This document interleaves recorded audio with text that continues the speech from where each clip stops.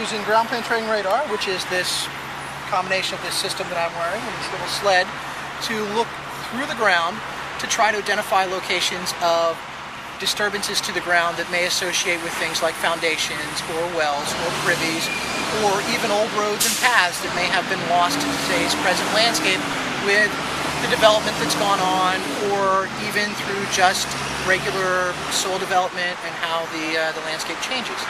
So hopefully when we get done, we'll be able to reconstruct all of the outbuildings and features that were associated with the Munroe Tavern through looking for their foundations and create a map of what the property may have looked like, and try to associate that with some of the pictures and photographs that we have that date back to the 1850s, 1860s, and possibly even as far back as the Revolutionary War.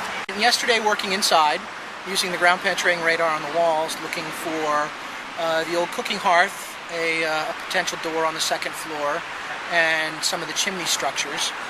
The door was a little bit inconclusive. The cooking hearth, we have a pretty good idea of where the hearth is. Now we just need to integrate our lines spatially and come up with a really nice image. And we think we may have a main hearth with two smaller sub-hearths along with it. But we'll know once we start to analyze the data. As for this morning, we've only been out here working for probably about a half an hour. And we think we may have a couple of foundation walls that are adjacent to the north side of the tavern that may relate to an old Masonic hall, according to some of the historical research that Dean Rikerson has turned up.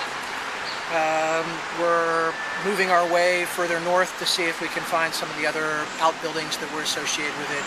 There are numerous barns and stables that we're looking for. One of the challenges that we have, though, is the excavation that has gone on to drop the grade level of Mass Ave. And this property also was at one point in time over 200 acres large. So we're looking at something that's probably now well less than an acre.